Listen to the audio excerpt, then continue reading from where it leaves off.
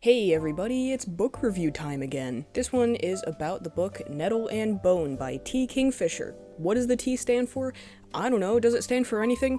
No idea. The genre of this book falls under fantasy, which is one of my favorites, so that was an easy point in its favor. More specifically though, it's based on fairy tales, and it can be described as a sort of dark fairy tale. Part of the summary on the back literally says, "This isn't the kind of fairy tale where the princess marries a prince.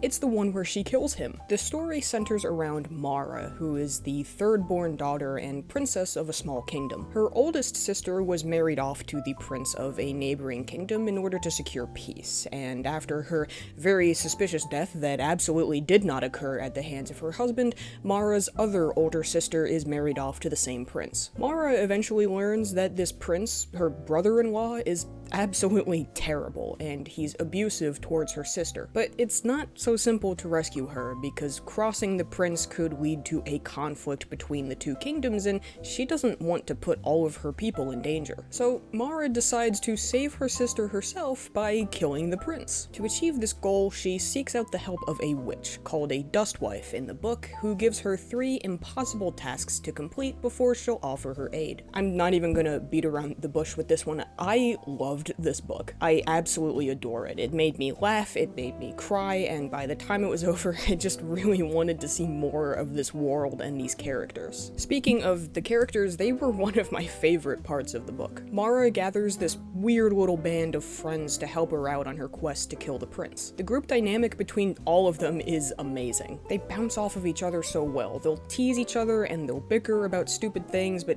at the end of the day, they are all united under the same goal of saving Mara's sister, and ultimately kind of saving Mara herself, because if her sister dies, well, she's next in line to marry this same guy. Oh, and there's also Bone Dog, which is a reanimated skeleton dog.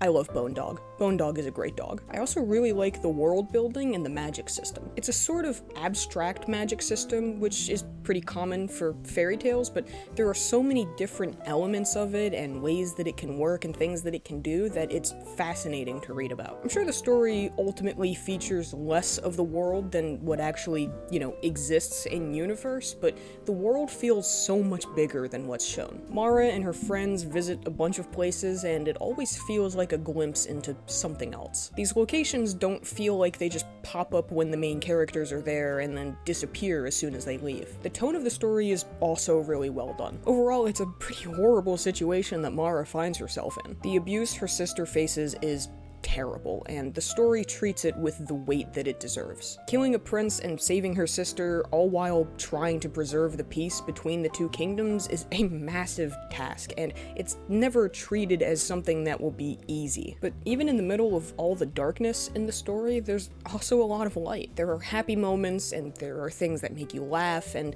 without spoiling anything, the ending is pretty uplifting. One of the major themes of the story is how women are treated, not just in society, but more specifically in fiction and fairy tales. In a lot of fairy tales, female characters are the ones being hurt and victimized, and they're always the ones that need to be saved. This story takes a lot of fairy tale tropes and twist them around. The witch, or the dustwife, isn't some cackling evil woman, but instead she really wants to help Mara save her sister. The very premise of the story is a subversion. In most fairy tales, the princess marries the prince, but this time around she's trying to kill him. And he deserves it. Trust me, that this prince deserves to be killed. The story's female characters are great, and I love all of them. Most of the group that Mara ends up gathering are women, and they're also not very young women, like teenagers or people in their 20s. Mara is in her early 30s, I think, and the other 2 women in her group are described as much older. Even the less savory female characters are still allowed to have some nuance. Mara's mother, the queen of her kingdom, was the one that had to make the decision to marry off 2 of her daughters to the prince of the neighboring kingdom. And she knows how terrible the prince is, but